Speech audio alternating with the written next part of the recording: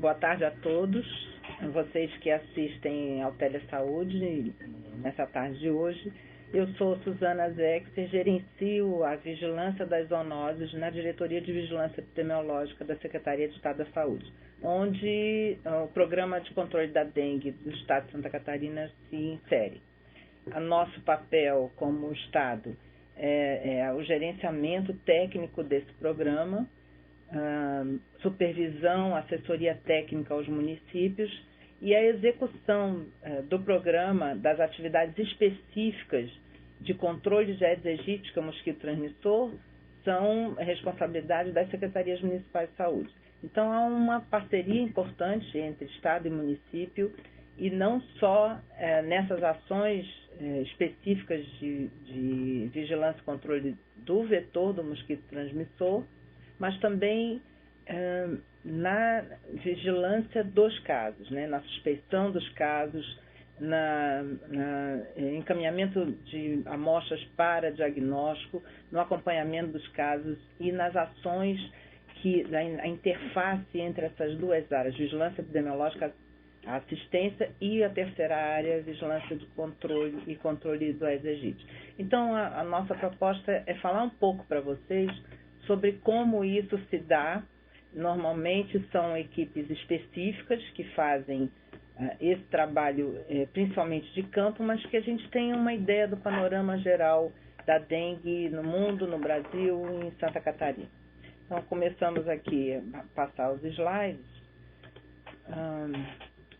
iniciando com uma classificação da dengue como um dos principais problemas de saúde pública no mundo hoje. Há uma estimativa que 2,5 milhões de pessoas estão sob risco de contrair a dengue anualmente. Entre 50 e 100 milhões de casos são registrados no mundo. 550 mil necessitam de hospitalização e pelo menos 20 mil pessoas morrem da doença.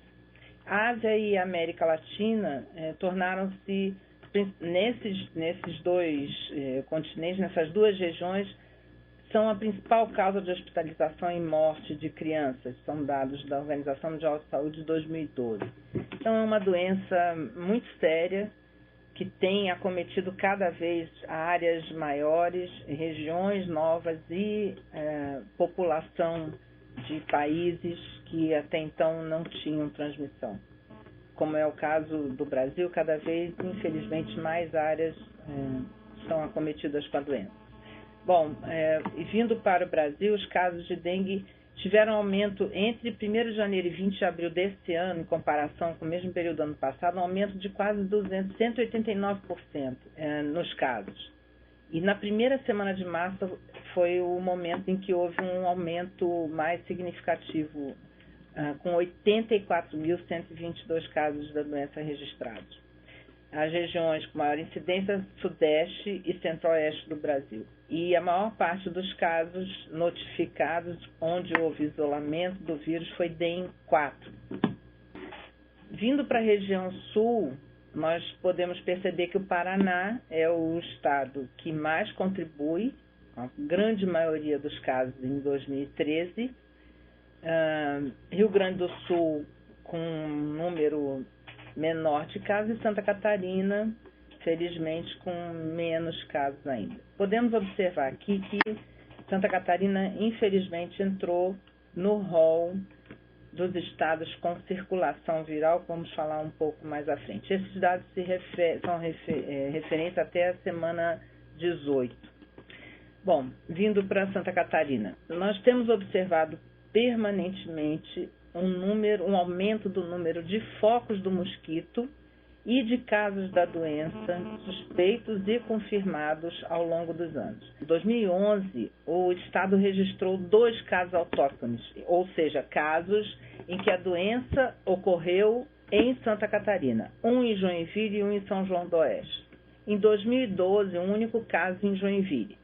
E em 2013, infelizmente, já 2 surtos ocorreram. Um em Itapema com 3 casos, bastante restritos a uma determinada localidade, e Chapecó 15 casos autóctones, fora os outros casos de pessoas que contraíram fora e que a doença foi diagnosticada no estado.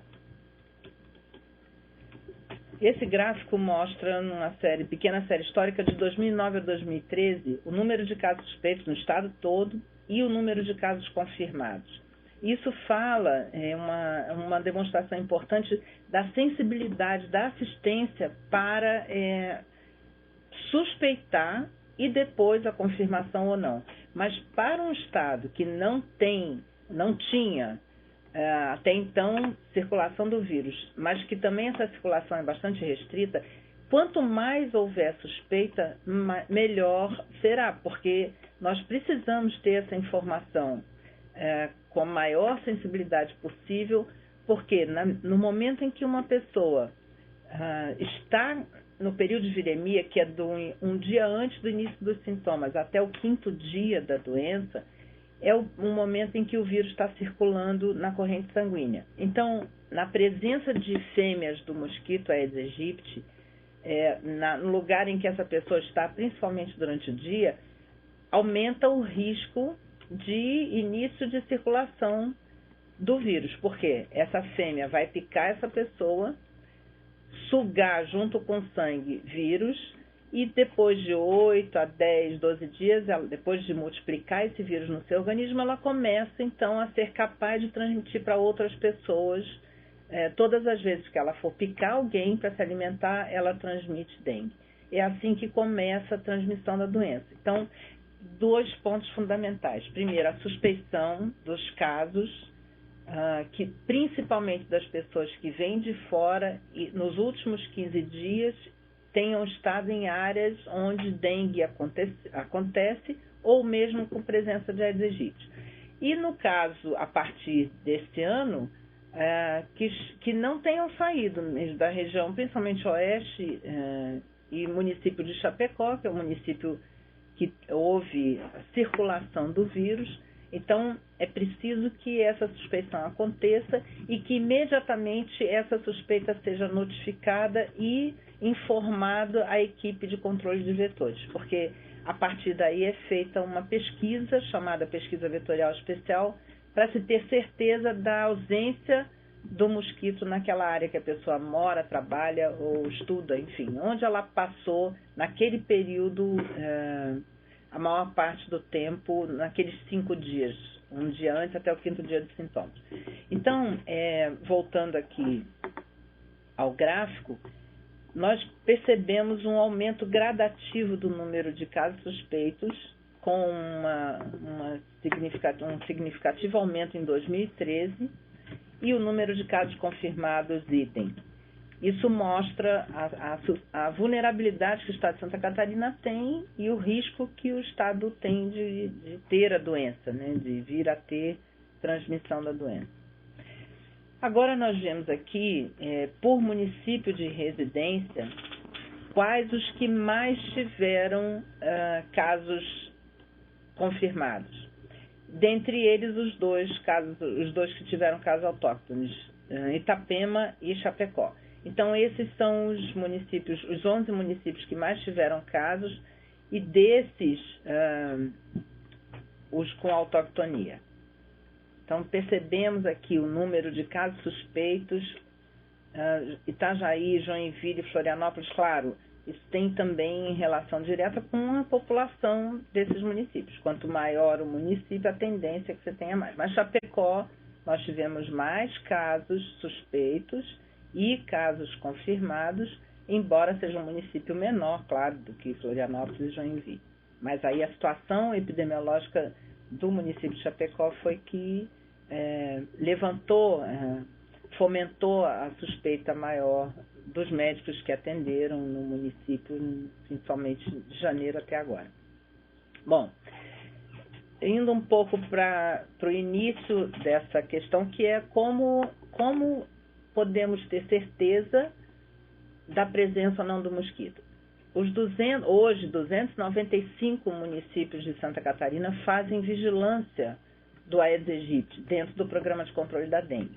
E essa vigilância é o que nós temos desde 2005 implantado uma rede de armadilhas, que são uma parte de um pneu de moto, é um instrumento bastante simples, e essas armadilhas são instaladas mais ou menos a cada 100 imóveis em todos os municípios, e os agentes do Programa de Controle da Dengue fazem a inspeção nessas armadilhas semanalmente. Hoje tem em torno de 21 mil armadilhas instaladas no estado, e toda semana nós temos então um retrato da situação, da presença ou não do Aedes aegypti. É claro que a fêmea do mosquito não vai, quando uma armadilha dessa é positiva, ela não vai estar apenas lá. Mas esse é um recipiente preferencial, é escuro, fica com água limpa, em locais normalmente tranquilos, então é um atrativo para a fêmea. Claro, quando a gente detecta nesses lugares, nessas armadilhas, significa que a fêmea já chegou na área. A periodicidade semanal nos dá uma garantia maior de que não haja dispersão do mosquito, ou seja, que ele não se espalhe de forma tão rápida. Então, semanalmente, a gente tendo essa informação, é um sinal, é uma boa perspectiva de que a gente perceba a entrada do mosquito bem no início da sua chegada. Então, esse é o objetivo, é o carro-chefe da vigilância nos municípios. A outra ação de vigilância, também muito importante, é a pesquisa em pontos estratégicos. O que são pontos estratégicos? São locais em que o mosquito chegando vai encontrar condições favoráveis para ele se proliferar. Então, por exemplo, uma borracharia, como essa da foto, que é um depósito de pneus a céu aberto, estabelece condições muito boas para o mosquito e muito ruins para a população. Então, esses locais, embora eles não devessem existir com essas condições, eles são cadastrados, são considerados pontos estratégicos e são visitados, inspecionados a cada 15 dias para detecção da presença do Aedes aegypti.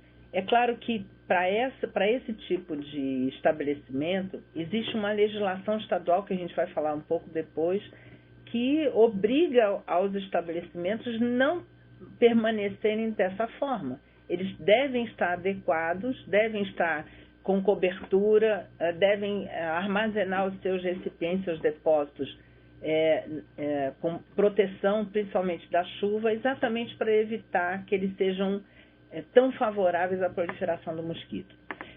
Ao lado nós vemos uma bromélia, que é um depósito natural que, apesar de não ser um dos principais ou preferenciais da Aedes aegypti, mas é claro que a fêmea vai buscar esse tipo de depósito para desovar seus ovos, e o risco é muito grande, porque nas axilas desse tipo de planta a água fica armazenada, é necessário que a água fique ali, e há uma possibilidade de focos ali. Então, a orientação é para que, se não houver condições de não ter esse tipo de planta, pelo menos que se regue com bastante força com jato de água, para que aquela água seja removida e que as possíveis larvas sejam retiradas daquele recipiente. A outra foto é um dos maiores problemas que nós temos em Santa Catarina, que são os ferros velhos. Venda de sucata de carro, isso existe em todas as cidades, infelizmente, e ainda muitos deles com essas condições a céu aberto. Então, cada pedaço de carro, um capô, um motor, uma peça de carro, ela reserva vários recipientes, pequenos recipientes que acumulam água. E isso, a chegada em qualquer lugar desse, de carros batidos, inclusive de estados em que a doença acontece, que a presença do Aedes aegypti também, ela vem em forma de ovo, e a gente não enxerga, porque o ovo fica preso, aderido à parede de qualquer recipiente, e fica lá até 1 ano, ou mais de 1 ano, esperando condições favoráveis para abrir, se transformar em larva, em vários estágios de larva, pupa e depois mosquito adulto. Então, a chegada de focos pode ser, no estado, pode ser tanto como mosquito adulto, de carona, num caminhão, no avião, enfim, em qualquer meio de transporte. Pode ser em forma de larva, num recipiente com água, e também, principalmente, como ovo, nesses recipientes que vêm principalmente sucatas, carros batidos e pneus. São dois dos principais recipientes que recebemos no estado, e a partir daí a produção de mosquito é muito grande nesses pontos estratégicos, e aí esses mosquitos começam a ser dispersos no município, de um município para outro. Bom, e aí a gente definindo um pouco o que nós chamamos de foco. Qualquer larva, ou mosquito adulto, ou pupa, que é uma forma no desenvolvimento do ovo até mosquito adulto. São 4 fases de larva, uma fase de pupa. Nessas fases de larva, o mosquito há uma alimentação, a necessidade das larvas se alimentarem. Então, por isso é que os recipientes com água e que geram foco tem sempre um pouco de matéria orgânica, porque as larvas precisam se alimentar. Já a pupa, que é como se fosse um casulo, o mosquito está quase formado, nesse período não há alimentação. A pupa não precisa se alimentar. Ela vem à tona para respirar. A partir de 2, 3 dias ela abre, esse casulo se abre e sai o mosquito adulto. Então, qualquer forma, normalmente aquática, é o que se procura no programa, que é a forma mais fácil de localização, mas tanto as formas aquáticas quanto o mosquito adulto encontrado, identificado como de Aedes aegypti, é considerado um foco, mesmo que seja uma larva. Num determinado recipiente, num imóvel qualquer, é considerado um foco. Ou um adulto também identificado como tal. E aqui são alguns exemplos de locais em que o mosquito pode se proliferar e pode ser encontrado. E aí a gente observa o crescimento do número de focos de 2006 para cá, o número de focos e de municípios que apresentaram focos nesse mesmo período. Então, há um número de municípios mais ou menos se mantém, embora não sejam os mesmos. Então, há uma variedade muito grande, o que mostra que qualquer município é passível de receber a Aedes aegypti. Claro que aqueles que têm mais trânsito de caminhões, ou mais turismo, ou movimentação maior, têm um risco aumentado. Mas qualquer município, em qualquer momento, pode receber mosquito na sua forma adulta, ou de ovo, ou de larva, mas o número tem crescido gradativamente. Então, ao longo dos anos, com exceção de 2007, que houve um aumento importante, todos os anos nós observamos um crescimento, e 2013 foi um recorde em termos de focos. Então, nós temos associados 2 situações importantes: o número de focos aumentado e o número de casos também aumentado no estado. Aqui um mapa que observa aquelas informações numéricas estão distribuídas nesses municípios. Então, em todos esses municípios, de 2005 até 2013, encontramos presença de Aedes aegypti. Alguns de forma bastante esporádica, pontual, e outros onde houve uma dispersão e uma permanência do mosquito em alguns desses municípios. É importante observar que, claro, toda essa região, a principal entrada de Santa Catarina, que é a BR-101, e a região litorânea, ela permanentemente detecta focos. Porém, uma situação que vem se apresentando cada vez com mais gravidade é a presença do Aedes aegypti na região oeste do estado. Então, cada vez mais municípios têm detectado a presença do Aedes aegypti, e isso chama atenção, porque nós temos aqui algumas situações importantes. O Paraná, Rio Grande do Sul e a Argentina, que tem a Aedes aegypti, tem dengue, e tem um fluxo muito grande, e a porta de entrada dos países do Mercosul, nós somos uma rota importante. Então, essa é uma região estratégica e que tem se mostrado de maior risco para o Estado. Aqui é um desenho bastante simples, mas é importantíssimo, principalmente para quem trabalha como vocês no dia a dia nas casas das pessoas. Claro que essa é uma casa muito bem estruturada, tem até piscina, mas muitas delas que vocês visitam, que vocês têm contato rotineiramente, encontram várias dessas situações. Então, essa é uma ação que todos nós precisamos, todos nós que trabalhamos com saúde pública, precisamos ter esse olhar importante para o ambiente.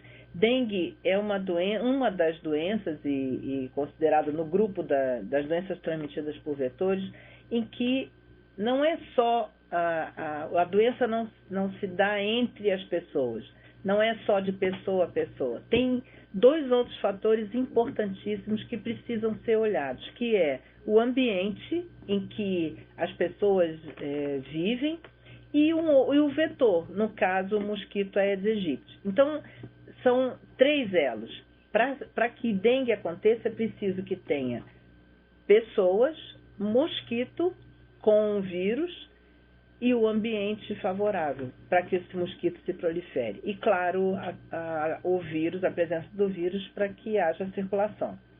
Mas a nossa ação de prevenção, principalmente, é no que se refere ao mosquito.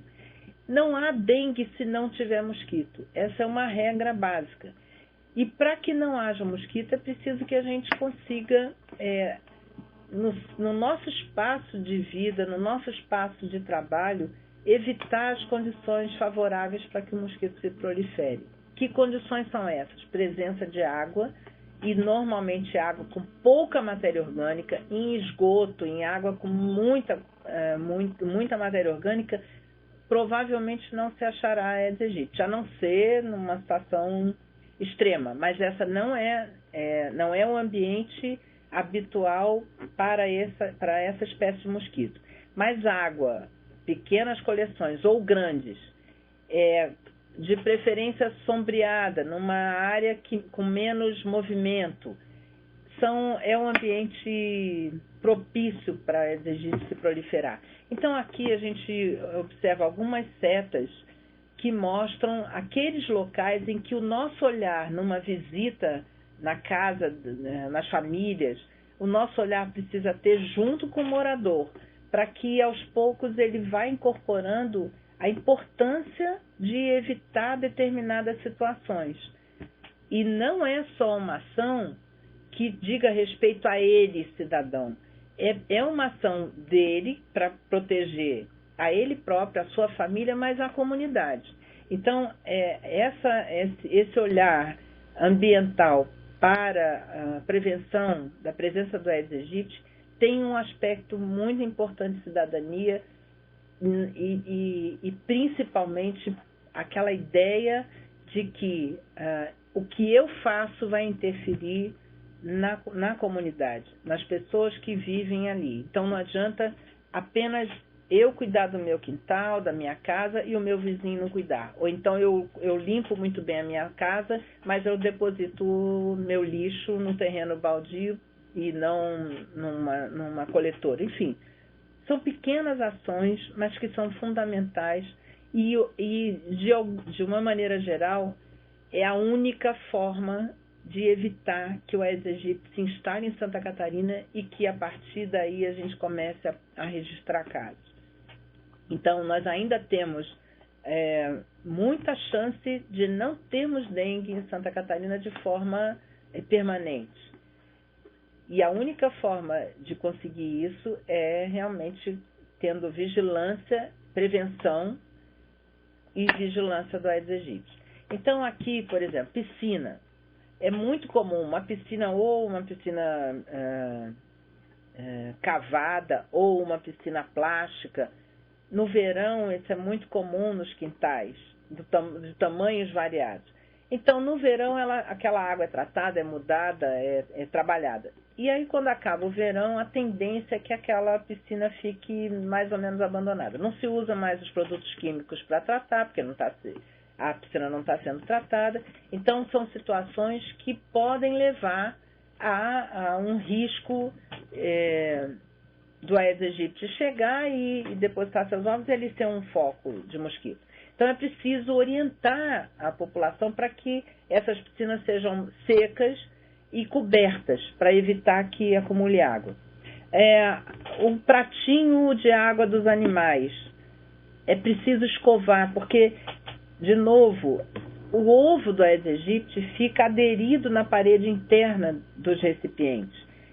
Esse pratinho de água de animais, esse potinho, ele fica exposto o tempo todo. E é comum acharmos larvas nesse tipo de recipiente. Então, é preciso que aqueles recipientes que precisam manter água, eles têm que ser escovados na parede interna, no mínimo uma vez por semana. Então, aqueles que não têm como serem eliminados precisam ser cuidados dessa forma. E essa orientação é importante que o morador tenha. Aqui a caixa d'água. Claro, ela está aqui no exterior, mas é muito comum que ela fique no sótão, abaixo do telhado. E caixa d'água, isso ainda não é a realidade de Santa Catarina, mas já começa a aparecer em alguns municípios, é um dos recipientes preferenciais de Aedes aegypti. Principalmente essas que ficam no sótão. Por quê? Elas têm sombra, temperatura ideal, principalmente no verão, é bem quente, a água fica temperatura bastante elevada.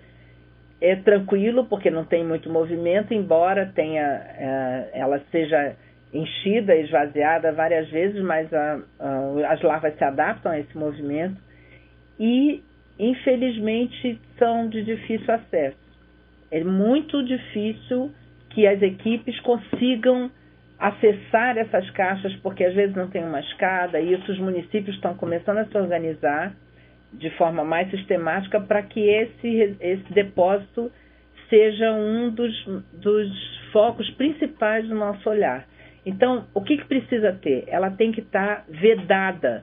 Não adianta ter uma tampa quebrada, uma tampa empenada com espaço para o mosquito entrar, porque aí ele vai entrar e vai ser mais importante para ele se proliferar, porque vai estar mais escuro, enfim, as condições ideais. E a saída do ladrão também precisa ser vedada com uma telinha simples, amarrada com barbante, com elástico, para evitar que o mosquito entre por aquela saída. Outro tipo de local muito propício é o lixo. Claro, o lixo que não está armazenado como deve ser. Então, essa também é uma orientação importante, que o lixo seja bem acondicionado e que não fique nenhum recipiente ao tempo, porque ele vai acumular água e o risco de Aedes aegypti, de ovos eclodirem, vai acontecer. Os vasos, isso é muito comum, tanto dentro quanto fora de casa. E aí não é só casa, em apartamento ou qualquer outro tipo de imóvel. Os famosos pratinhos, é recorrente encontrar um vaso, às vezes até no chão, na grama, com um pratinho. Então, se a pessoa realmente não quer deixar de usar o pratinho, que seja colocado areia nesse prato, até perto da borda, para que não haja acúmulo de água. Mas o ideal é que os pratos sejam abolidos, que não se precise usar prato, a rega um pouco mais controlada para que não vaze muita água, mas no caso do uso, que seja com areia. E aqui o outro diverso, no muro é muito comum um caco de vidro, para uma questão de segurança, as pessoas colocarem pedaços de vidro, de garrafa, para evitar a entrada de ladrões. E nesses lugares há o acúmulo de água. E em cima do muro as pessoas não olham, e ali também é um local propício para a proliferação de Aedes aegypti. Então, essa é uma orientação geral. Aqui tem garrafas também colocadas estrategicamente de boca para baixo. É muito comum as garrafas ficarem encostadas no muro, pneus também que deixam de ser utilizados e acabam ficando no quintal.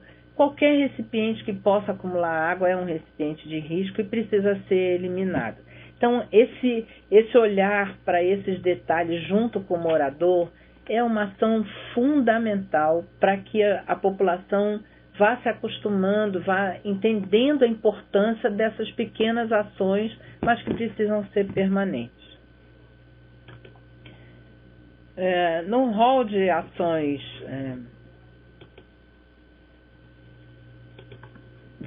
importantes para que estados e municípios desenvolvam, essa troca de informações. A gente já falou um pouco sobre, no momento da suspeição do caso, é fundamental que a equipe de vigilância de Aedes aegypti, de controle, saiba desse caso imediatamente para fazer a pesquisa especial e ter certeza que o risco de transmissão a partir daquele caso não existe. Ou que ele existe e aí sim as ações de controle serem implantadas. Então, essa troca da atenção básica, principalmente, que é a principal porta de entrada da população, a vigilância epidemiológica e o programa de controle da dengue, essa interseção, esse trabalho conjunto é muito importante. Uma outra coisa que nós já falamos, a maior sensibilização dos profissionais para a suspeição da doença, porque é a partir daí que os casos são descobertos, então é super importante que dengue passe a ser, né, cada vez mais uma preocupação dos profissionais médicos. A notificação desses casos, dengue é uma doença de notificação compulsória, de acordo com a portaria 104 de janeiro de 2011, e, portanto, para qualquer profissional, todos os profissionais de saúde responsáveis por organização ou estabelecimentos públicos ou particulares de saúde e de ensino. Então, não é só do profissional médico a responsabilidade de notificar dengue ou todas as outras doenças que constam da portaria, mas especificamente estamos falando de dengue. É muito importante a notificação, porque todo um sistema de vigilância epidemiológica e de um possível sistema de assistência tem que ser montado a partir dessa análise epidemiológica. Então, a notificação compulsória é muito importante, precisa ser cada vez mais observada por todos os profissionais.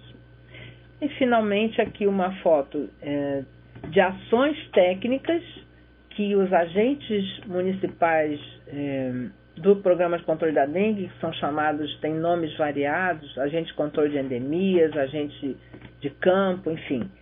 Mas as equipes de saúde, de estratégia de saúde da família, é realmente a ideia da união dos esforços, cada um com o seu papel, cada um com a sua especificidade, com o seu conhecimento técnico específico, mas é essa junção que realmente vai fazer o Estado de Santa Catarina manter sob controle. Hoje, infelizmente, não falamos mais manter como Estado sem transmissão, mas com certeza sob controle, diminuindo o risco para toda a nossa população. É importante dizer que dengue não é uma doença que escolha determinados grupos sociais ou locais. Quando acontece, ela tem uma característica explosiva, porque para que haja a circulação de qualquer um dos 4 tipos de vírus de dengue, é preciso ter uma determinada população de mosquito. E quando isso acontece, acontece de uma forma explosiva. Então, não é normalmente 1, 2 casos. São casos no quarteirão inteiro, na rua inteira, dentro de casa, numa mesma casa, a família inteira contraindo a doença, porque os mosquitos estão naquela região. Então, é preciso fazermos todo o nosso esforço, todas as possibilidades, cada um no seu pedaço, cada um na sua ação, no seu dia a dia, exatamente para evitar que a gente tenha dengue disseminado no estado de Santa Catarina. Acho que era isso, o recado é isso. Estou à disposição para, se vocês tiverem algumas perguntas, para que a gente possa trocar mais informações. Muito obrigada. Começando aqui a responder as perguntas, a primeira é de Irenópolis. As ações de prevenção devem ser tomadas em conjunto com a equipe?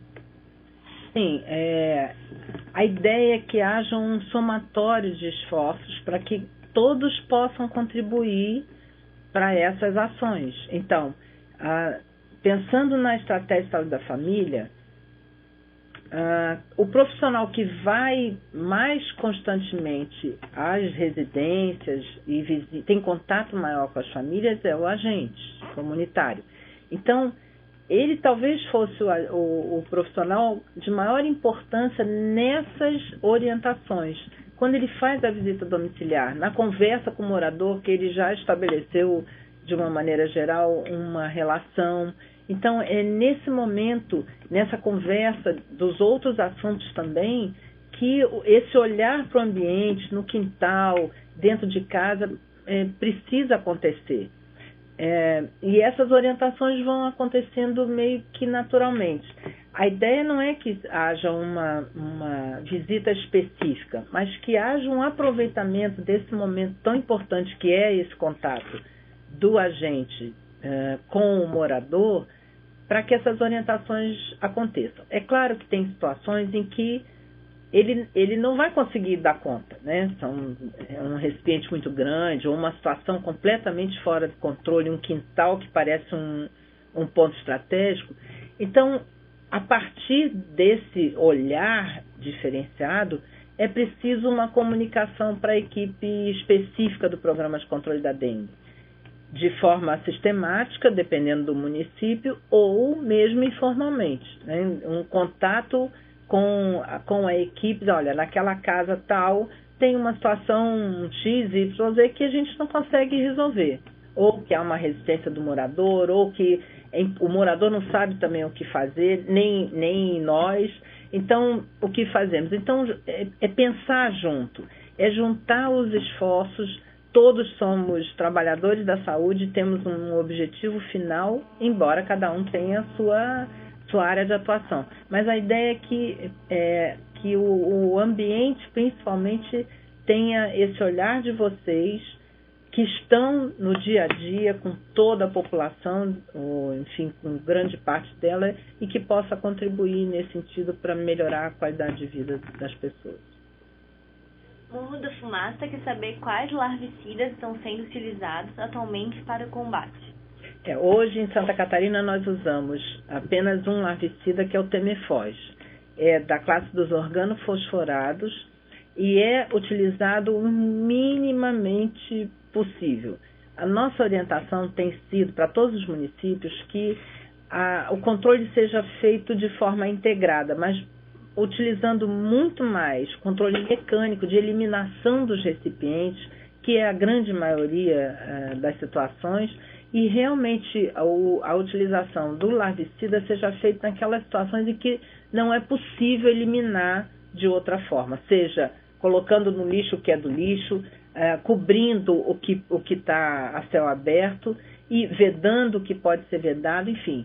Essa ação mecânica que é muito mais importante e eficaz do que o uso do larvicida, porque ele sofre ação, ele tem um período apenas curto de efetividade, ele sofre ação do tempo, da umidade, enfim, e também de uma possível eliminação do morador. Então, não é o nosso principal instrumento de controle, mas sim o controle mecânico.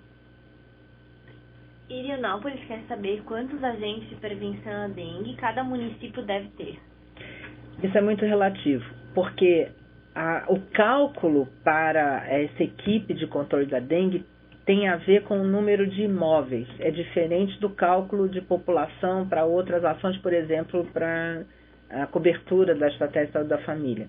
Mas o número de imóveis é independente do objetivo desses imóveis, ou seja, residências ou comerciais, ou enfim, qualquer tipo de estabelecimento de construção, e também das áreas não construídas, que são os terrenos baldios, que também são objeto de visita e de inspeção da equipe. Então, há a necessidade de um cálculo, um conhecimento, pelo menos aproximado, do número de imóveis construídos ou terrenos, para que a partir daí se calcule o número de pessoas. Claro, para quê? Primeiro para vigilância. Então, uma armadilha a cada 100 imóveis e pontos estratégicos que existe uma base média de estimativa de pontos estratégicos de acordo com o número de imóveis. Mas é preciso fazer um levantamento, e isso os municípios têm e vão sendo atualizados constantemente, para que a gente tenha sempre um número muito próximo da realidade, apesar da mudança dos municípios, do crescimento acelerado, mas daí a importância dessa atualização de informação. O pessoal de Benedito Novo gostaria de saber se qualquer profissional treinado pode fazer a prova de laço. Se você pode orientá-los sobre essa prova utilizada no manejo do paciente com suspeita de dengue. Na verdade, a prova do laço é um dos testes iniciais na suspeição de dengue, que é feito pelo profissional médico, mas que pode ser discutido na equipe com outro profissional, enfermeiro, enfim, que possa fazer e avaliar em conjunto com o médico. Acho que seria um outro momento para orientação da confecção da prova do laço, mas que os profissionais médicos têm esse conhecimento e que podem trabalhar nas suas equipes e discutir com os outros profissionais. Vargem Bonita pergunta se o mosquito da dengue pode ser eliminado com algum tipo de inseticida. Sim. O mosquito adulto, ele sofre a ação do inseticida, que são adulticidas, quer dizer, são inseticidas que matam adultos, né, na classificação total. Apenas eles são utilizados no momento em que há transmissão, no caso do Aedes aegypti, em que há transmissão da doença. São algumas técnicas utilizadas para cortar a transmissão, ou seja, se você tem circulação do vírus, é sinal de que você tem uma quantidade grande de mosquitos naquela área. Então, a utilização do inseticida com uma determinada metodologia serve para rapidamente diminuir a população de mosquito e, diminuindo a população de mosquito, você cortar a transmissão. Mas ela é bastante pontual, ela não é definitiva, da mesma forma que o larvicida também não é. O que realmente impacta de forma permanente é a eliminação dos recipientes que ficam coletando água, principalmente água da chuva. Então, essa é a ação principal que o adulticida, qualquer inseticida vai ter pontualmente, mas que se aquelas condições ambientais permanecerem, cada vez a gente precisa utilizar outros inseticidas e que nos que existem já há uma resistência muito grande do mosquito a várias classes de inseticidas, a vários grupos. Então, cada vez a gente está tendo que usar inseticidas mais caros, com risco ambiental também importante. Então, realmente, a ação fundamental é evitar condições para o mosquito se proliferar. Esse é o melhor remédio. São Miguel da Boa Vista quer saber se borra de café ajuda ou não. Não há nenhum trabalho científico que comprove a ação da borra de café na eliminação de larvas de Aedes aegypti. Tem circulado na internet, a gente tem conhecimento disso. Também um questionamento ao Ministério da Saúde, porque, claro, os órgãos públicos não podem orientar a população à utilização de nenhuma técnica ou nenhum material, nenhuma substância, quando não há uma comprovação científica da eficácia desse material. Desculpe, que é o caso da borra de café. Então, hoje nós não temos nenhuma evidência para orientar a população a utilizar. Ao contrário, nos lugares onde a borra de café é colocada, não deve ter água parada. Então, essa é a melhor solução. Irenópolis fala, então, e não deveria haver um treinamento específico para os ACS atuarem diretamente na prevenção e no combate? Em alguns momentos isso já aconteceu. Houve um momento em que todas as equipes de saúde da família de todo o estado, isso já há alguns anos, foi capacitada em vários momentos. O que nós pensamos, nós, Secretaria de Estado da Saúde, é que não que a Estratégia de Saúde da Família seja a equipe que vá atuar, mas que dengue seja um tema importante nas ações de prevenção.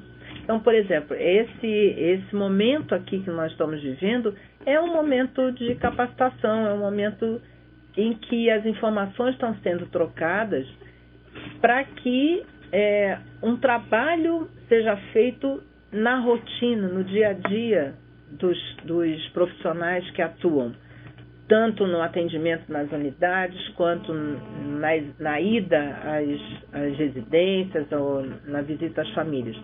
Então, a ideia é que haja essa união maior, essa interseção maior entre as equipes de trabalho lá nos municípios, entre vigilância epidemiológica, atenção básica, a equipe de controle da dengue, independente de onde ela esteja,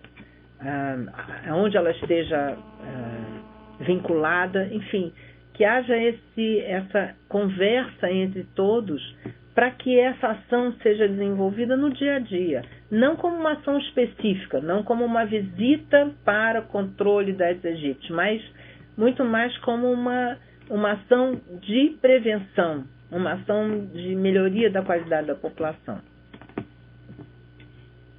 Benedito Novo pergunta se é verdade que própolis é um repelente natural se ingerido e a citronela também pode ser usada na pele como repelente?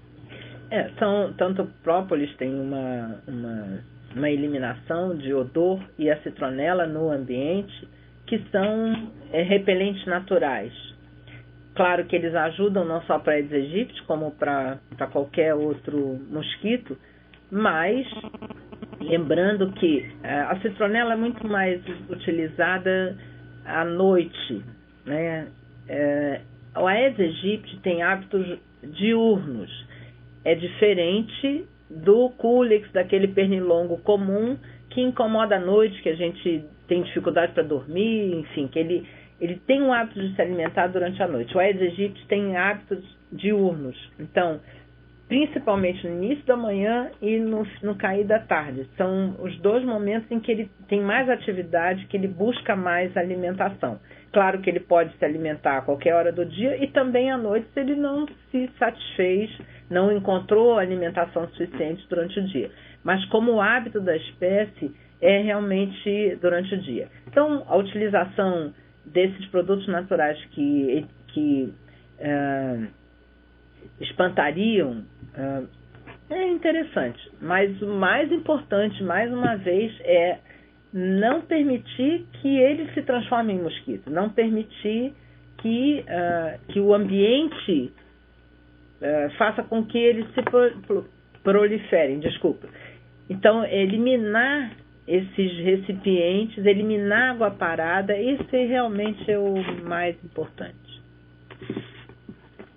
Rivaldo Oeste pergunta por que ainda não tem uma vacina efetiva contra a dengue.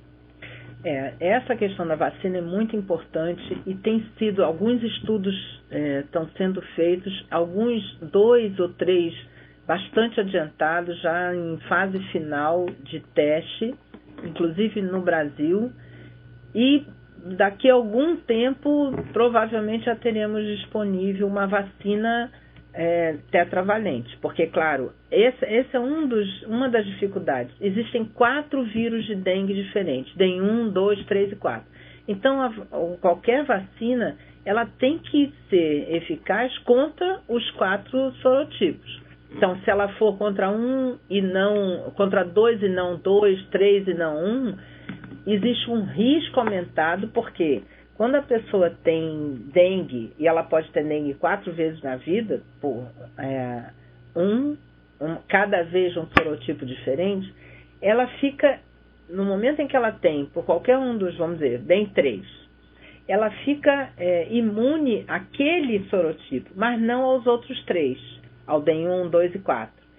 Quando ela tem uma nova infecção por outro sorotipo, existe uma resposta do organismo, uma resposta àquele vírus que está entrando, aquele agente patogênico, e é uma resposta importante do sistema imunológico que pode causar um quadro mais grave.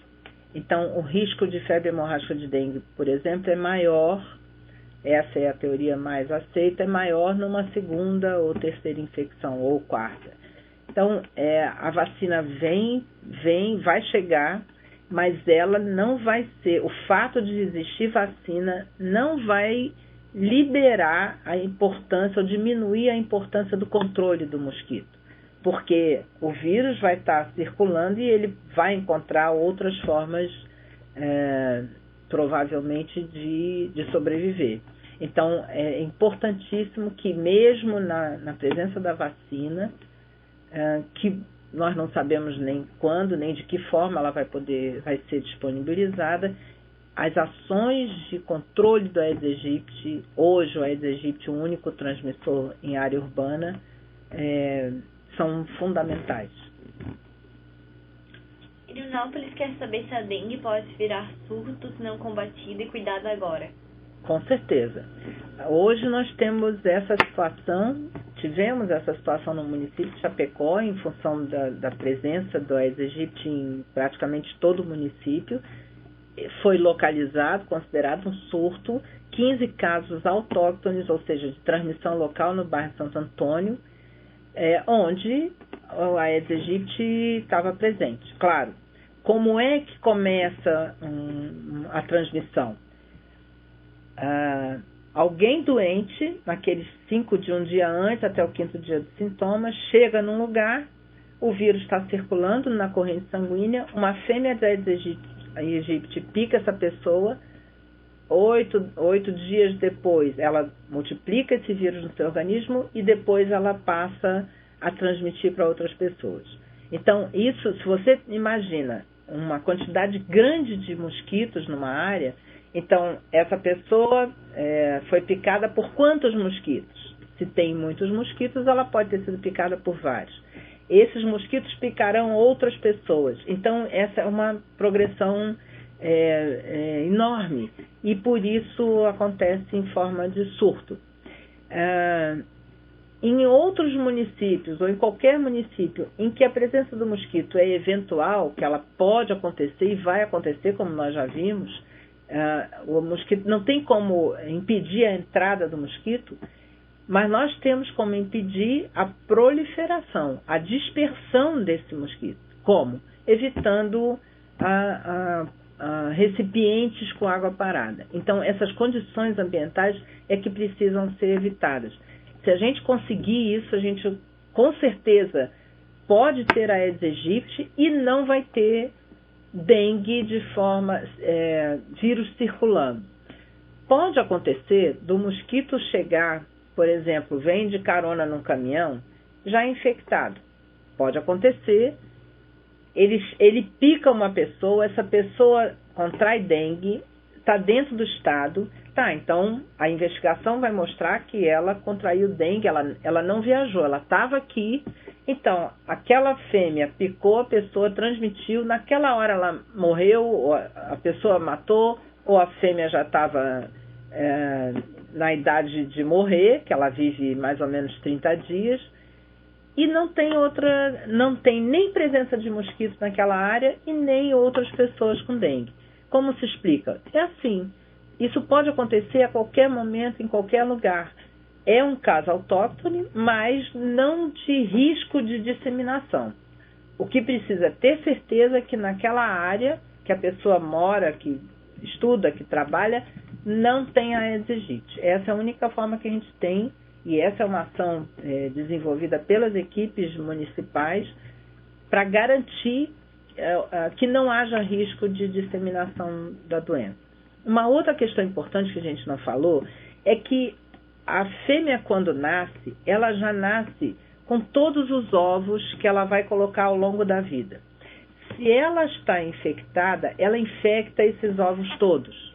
Claro que na natureza a gente não tem exatamente a certeza de quantos desses ovos nascerão mosquitos já infectados, mas uma parte desses ovos já nascerá infectada. Então, nem sempre há necessidade daquele ciclo com uma pessoa doente, uma fêmea que vai picar e se tornar infectante. Ela já pode nascer com a capacidade de transmitir o vírus. Então, de novo, a única forma de evitar é realmente diminuindo a condição do mosquito nascer, do mosquito se estabelecer em qualquer lugar.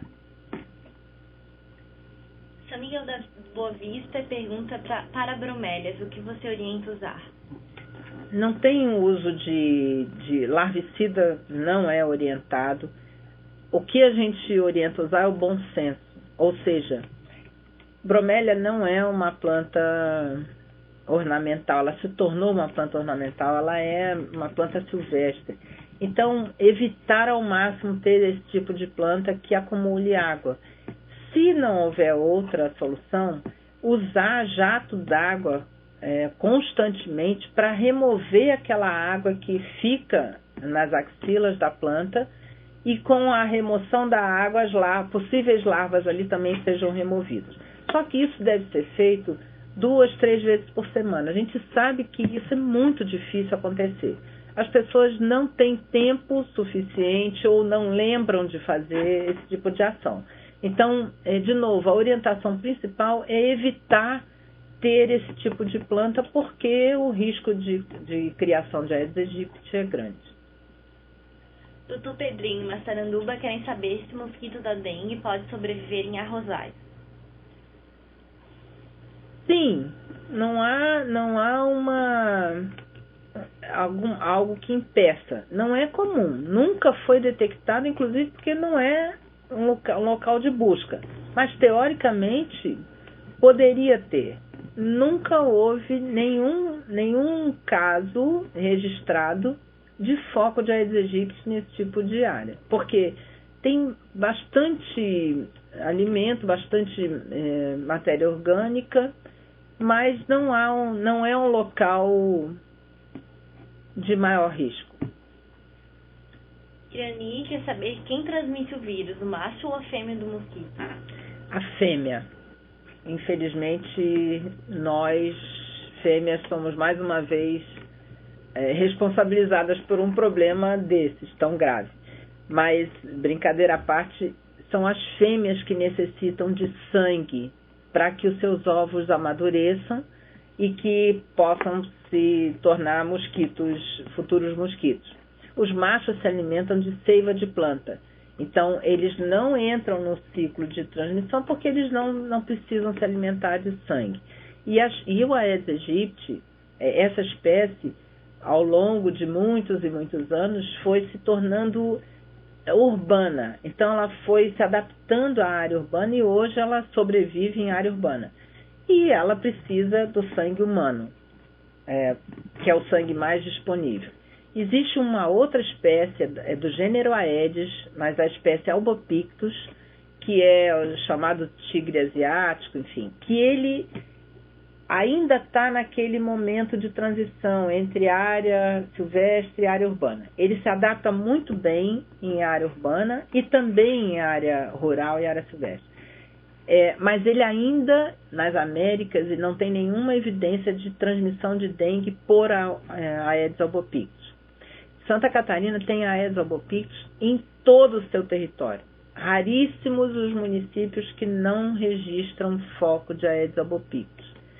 Então, nós temos claro, quando a gente atua para eliminar Aegypti, também está eliminando albopictus. Qual é a diferença? O Aedes albopictus se alimenta de sangue de outros animais. A preferência não é pelo sangue humano. Então, por exemplo, na Ásia, ele mantém a circulação de dengue de forma endêmica, porque ele se alimenta tanto de animais quanto de humanos e a transmissão fica mantida em função disso, porque ele tanto está em área rural quanto está em área urbana, tanto se alimenta de sangue de uma espécie quanto de outra. Então, é diferente do Aedes aegypti, que só se alimenta, a fêmea, só se alimenta de sangue humano, portanto, consegue produzir muito mais casos e muito mais rapidamente. Vargem Bonita diz que alguns anos atrás vinha um incentivo financeiro para as ACS para fazer o trabalho de observação e orientações sobre a dengue. Esse incentivo ainda é repassado para as mesmas? Não, essa portaria do Ministério da Saúde foi eliminada. Naquele momento entendia-se que essa era uma ação específica, então era uma inserção do agente comunitário de saúde no programa de controle da dengue, desenvolvendo ações com esse tema. Hoje o entendimento é de que não é por programa, né? A lógica não seria o programa, e sim o olhar diferenciado. Então, nas atribuições, na lista, que não é pequena, das atribuições do agente comunitário de saúde, constam essas ações que são inerentes ao olhar específico para a dengue. Mas é claro que quando a gente olha, como naquele desenho da casa, do quintal principalmente, quando a gente olha para todas aquelas situações, a gente também está olhando para outros vetores que também trazem risco para a saúde. Então, não pode ser um olhar, todos nós, né? Não podemos ter um olhar só para Aedes aegypti, só para espécie A, B ou C, mas é um olhar para o ambiente visando diminuir risco que aquela população, que aquela família, que aquelas pessoas possam vir a ter. Por exemplo, o acondicionamento do lixo, ele é muito importante para evitar a presença de roedores, de rato. E o rato, ele é um transmissor importantíssimo de doenças muito graves, por exemplo, a leptospirose, em área urbana e também em área rural. Nós, Santa Catarina, estamos tendo uma mudança no perfil de transmissão de leptospirose. Cada vez mais estamos tendo registro de leptospirose em área rural. Porque os roedores que eram urbanos também estão nessas áreas, que são rurais, mas que são próximas de área urbana. Então, às vezes muito difícil identificar o que é rural, o que é urbana. Mas, voltando ao lixo, lixo é sinônimo de presença de roedor. E isso traz um risco aumentado para leptospirose, para angiostrongilose, que é uma doença que só se preocupa com caramujo africano, né, a catina fúlica, mas o hospedeiro definitivo é o roedor, é o rato. Então, é preciso que esse olhar seja mais estendido, mais ampliado para esses vários riscos que a população sofre no momento em que ela não lida bem com o seu ambiente. Né? Indianópolis pergunta quais são as áreas de risco que mais devem ser monitoradas. Em relação a Aedes aegypti, como a gente mostrou, os chamados pontos estratégicos, e aí eu acho que é importante retomar a legislação. Existe uma legislação estadual que vocês podem acessar no nosso site da DIV, que é www.dive.sc.gov.br. Lá tem informações sobre dengue, e essa legislação está em legislações e portarias. Essa legislação, desde 2010, ela é bastante clara. Existe uma lei, um decreto e uma nota técnica nossa orientando como fazer. A legislação diz o que deve e o que não deve ser feito, principalmente nos estabelecimentos comerciais. E a nota técnica orienta, então, não pode ser assim, mas tem que ser dessa forma, para que realmente a gente evite condições favoráveis para o mosquito. Então, são esses os lugares de maior risco. Por quê? Porque ali existe um número tão grande de pequenos recipientes ou de grandes recipientes porque a chegada do mosquito ali vai fazer com que ele se prolifere muito mais rápido, produzir muito mais mosquito. Como aquele estabelecimento normalmente não tem muitas pessoas, então aquela quantidade de mosquito produzida ali vai ter dificuldade de se alimentar, ou seja, não vai ter sangue suficiente. O que acontece? As fêmeas começam a sair para o vizinho, dali para um outro lugar, elas entram no carro ou num caminhão de quem for comprar alguma peça e começam saem daquele local de um ponto da cidade e vão descer em outro local, em outro ponto da cidade, ou então em outra cidade. E assim começa a dispersão, porque a fêmea vai precisar buscar sangue. Se ela encontra, onde ela mora, se ela encontra essas condições de sangue, de local para desovar, ela normalmente não se afasta muito do local que ela nasceu. Mas se ela não encontra, a tendência é, ou de forma passiva, de carona, ou de forma ativa, voando aos poucos, ela vai se dispersando para achar essas condições de sobrevivência. Então, nós temos que eliminar esses locais. Existe uma lei no Estado que proíbe essas condições. É preciso que os municípios, todos os municípios, usem essa lei de forma proativa. As vigilâncias sanitárias dos municípios apliquem essa legislação, obrigando os donos dos estabelecimentos a se adequarem às condições, porque senão nós vamos ter um risco cada vez maior de dengue, de ocorrência de dengue, porque nós estamos produzindo muito mosquito. Então é importante que esse entendimento, e não só da Estratégia de Saúde da Família, mas de toda a Secretaria Municipal de Saúde e das prefeituras, para evitar esse risco. Doutor Pedrinho quer saber se valas de água limpa parada em terrenos rurais é perigoso ou ele é mais caseiro? Não, em área rural, a gente estava falando agora sobre isso, né? Área rural, a Aedes aegypti em área rural não representa um risco maior. Primeiro porque você tem poucas pessoas e poucas condições de proliferação. Principalmente, a preferência dessa espécie é para os recipientes produzidos pelo homem, que são aqueles artificiais. Exatamente porque a espécie se adaptou a cidades, né, a áreas urbanas. Mas pode acontecer. Por exemplo, em várias cidades tem distritos ou uma indústria ou uma cooperativa que é em área rural, mas que recebe um trânsito muito grande de caminhões, enfim, de cargas. Esses locais são monitorados pelos municípios. Normalmente tem uma armadilha, embora sejam em área rural.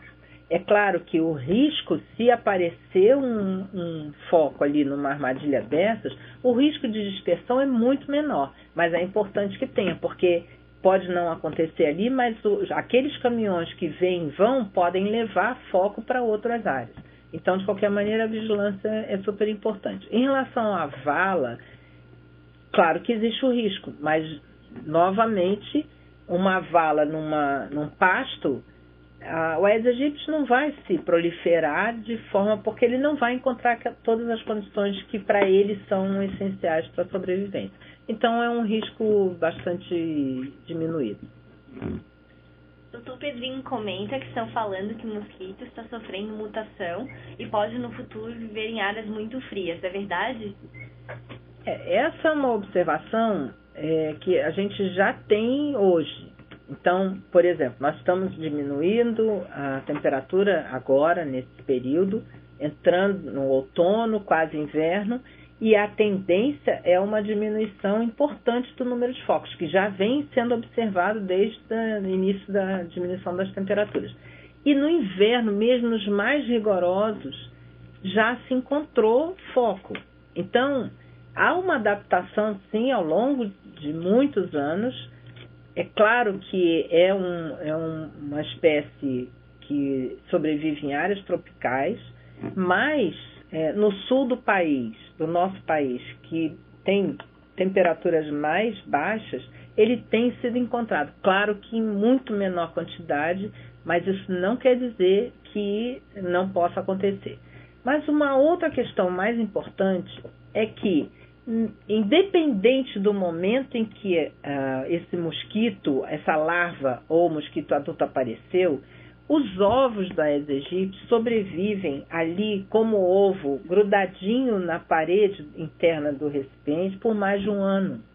Então, os ovos que foram colocados agora, no verão, vamos dizer, em março, que não eclodiram, que não se transformaram em mosquito, porque não tinha água, porque não tinha umidade naquele recipiente, eles ficam ali esperando essas condições. Então, vamos dizer, um pneu que ficou lá largado no quintal, ou um brinquedo, ou um recipiente qualquer.